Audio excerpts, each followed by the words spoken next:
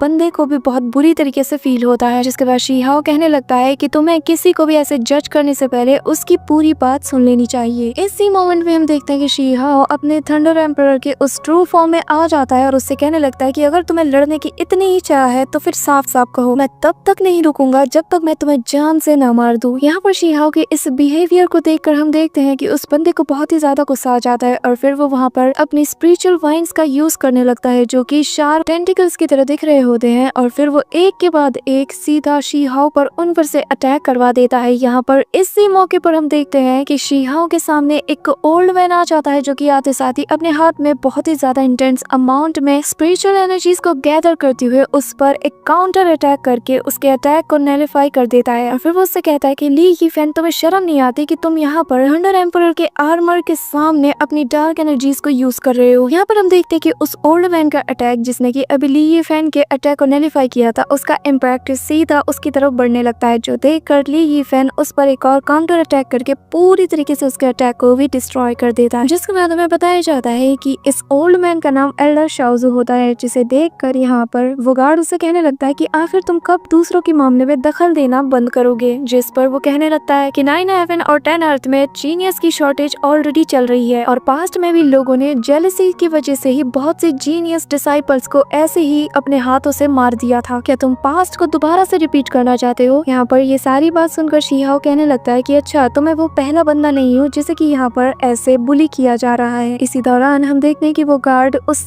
Old man के पास आते हुए कहने लगता है कि मैं बस अपने लॉस को फॉलो कर रहा हूँ, मुझे यहाँ पर सस्पिशियस लोगों पर इन्वेस्टिगेट के लिए रखा गया है। और फिर वो उससे कहने लगता है कि वुलियन हेवेंस का हवाला देकर तुम यहाँ पर किसी के भी काम में दखल नहीं दे सकते। जिसके बाद वो गार्ड यहाँ पर भी नहीं रुकता, वो यहाँ पर शी-हाओ और फालतू के चार्जेस लगाते हुए उससे बस किसी तरीके से यहाँ पर पनिश करना चाहता था। यहाँ पर ये देखते साथ ही ओल्ड मैन उससे कहने लगता है कि अच्छा होगा कि अगर तुम अपने पर्सनल ग्रज को यहाँ से थोड़ा दूर रखो। जिसे सुनते साथ ही हम देखते हैं कि वो बंदा वहाँ पर अपने एक बहुत ही पावरफुल अटैक से उस ओल्ड मैन पर अटैक करना शुरू कर देता है, जो देखकर वो ओल्ड मैन भी उस पर काउंटर अटैक करता है। यहाँ पर वुलियन हेवन का नाम सुनकर शी-हाओ कहने लगता है कि अब मैं सब कुछ समझ गया। इसी दौरान हम देखते हैं कि वो ओल्ड मैन और वो गार्डियन वहाँ पर एक दूसरे से लगातार फाइट कर रहे होते हैं। इसी दौरान वो गार्डियन उस ओल्ड मैन से कहता है कि चलो यहाँ लड़ने से अच्छा है हम दोनों ही आपस में हाथ मिला लेते हैं और फिर हम दोनों मिलकर इसके उस आर्मर को छीन कर इसे रिफाइन करके हाफ हाफ बांट लेंगे। यहाँ पर उसके इस बचकाना हरकत को सुनकर वो ओल्ड मैन कहने लगता है कि क्या तुम्हारा दिमाग खराब हो चुका है, तुम जानते भी हो कि तुम क्या कह रहे हो। इसी दौरान वो भी अपने पास से बहुत सी स्पिरिचुअल एनर्जीज को कंबाइन करके एक बहुत ही बड़ा सा अटैक कर देता है। लेकिन तभी हम देखते हैं कि वहाँ पर एक बहुत ही पावरफुल सी वॉइस उन दोनों से कहती है कि इसी वक्त लड़ना बंद करो और अपनी अपनी जगह वापस चले जाओ। जिससे हम देखते हैं कि वो दोनों ही लड़ना बंद कर देते हैं और वो गार्डियन वहाँ से चला जाता है। जिसके बाद वो ओल्ड मैन शी-हाओ के पास आकर कहने लगता है कि चलो मैं तुम्हें सिटी तक ले जाता हूँ। इसी के साथ हमें इनर पास का सीन दिखाया जाता है, जहाँ पर एक जायंट बर्ड उड़ते हुए एक पर्सन के पास जाती है, जो कि एक और ओल्ड मैन होता है और जिसका नाम जू योशु बताया जाता है। जिसके बाद वो ओल्ड मैन शी-हाओ को उनके सामने इंट्रोड्यूस करते हुए कहने लगता है कि एल्डर थंडर एम्परर का मास्टर यहाँ पर आ चुका है। जिससे सुनते साथ ही वो एल्डर अपनी आंखें खोलता है और फिर वो बहुत ही सीरियस लुक के साथ शी-हाओ से पूछता है कि बताओ आखिर तुम एग्जैक्टली कहाँ पर गए थे। जिस पर शी-हाओ अपने मन में कहता है कि आने वाले वॉर के बारे में मुझे इन्हें बताना ही होगा, लेकिन मैं इन्हें किसी भी अननेसेसरी इन्फॉर्मेशन के बारे में नहीं बताऊंगा, वरना मेरे लिए ही ट्रबल पैदा हो जाएगी। और फिर वो उसके सामने हाथ जोड़ते हुए कहता है कि एल्डर, मैं अचानक से एक ऐसी जगह पर पहुंच गया था जहाँ पर बहुत से इमोर्टल बीइंग्स रहते थे। यहाँ पर वो एल्डर शी-हाओ की बात सुनकर कहने लगता है कि मैं हैरान हूँ कि तुम एक ऐसी जगह पर गए थे लेकिन तुम वहाँ के लोगों से करप्ट नहीं हुए, साथ ही तुम्हारा ये थंडर आर्मर भी पूरी तरीके से डार्कनेस में कवर नहीं हुआ। यहाँ पर शी-हाओ की ये बात सुनकर वो गार्डियन कहने लगता है कि तो फिर तुमने ये बात मुझे पहले क्यों नहीं बताई। जिस पर शी-हाओ उस पर गुस्सा करते हुए कहता है तुम बिना मेरी पूरी बात सुने ही मुझ पर अटैक करने में लगे हुए थे और मेरी हर एक बात में फॉल्ट को ढूंढ रहे थे, तो भला मैं तुम्हें कोई भी चीज क्यों एक्सप्लेन करता। जिस पर वो गार्डियन शी-हाओ पर अटैक करते हुए कहता है कि तुम्हारी जबान बहुत चलती है। जिसके बाद हम देखते हैं कि उस एल्डर को गुस्सा आ जाता है और फिर वो वहाँ पर अपने एक जायंट पाम अटैक से इस पर अटैक कर देता है, जिससे हम देखते हैं कि वो इस गार्डियन पर बहुत ही इंटेंस अमाउंट में प्रेशर डालकर उसे एक फ्रॉग में बदल देता है। और फिर वो उससे कहने लगता है कि तुम्हारे अंदर पर्सनल ग्रज कुछ ज्यादा ही बढ़ता जा रहा है। इसलिए मैं तुम्हें यहाँ से दूर भेज रहा हूँ और चाहता हूँ कि तुम मेडिटेट करो और अपने अंदर के इस डीमन को सप्रेस करो। जिसके बाद वो उस फ्रॉग को बहुत दूर भेज देता है और फिर वो शी हाओ से कहने लगता है कि तुम्हारा ये जो थंडर आर्मर है इसमें अभी भी बहुत कुछ कमियां हैं, लेकिन चिंता मत करो, आज से मैं इसे तुम्हारे लिए क्लीन करके तुम्हारे ऊपर से एक बहुत ही बड़े बर्डन को हटा दूंगा। So that's it for today guys. I hope कि तुम सबको आज की ये वीडियो बहुत ही ज्यादा पसंद आई होगी। अगर हाँ तो वीडियो को लाइक करना, चैनल पे नया हो तो सब्सक्राइब करना। तो मिलते हैं नेक्स्ट वीडियो में, तब तक के लिए बाय।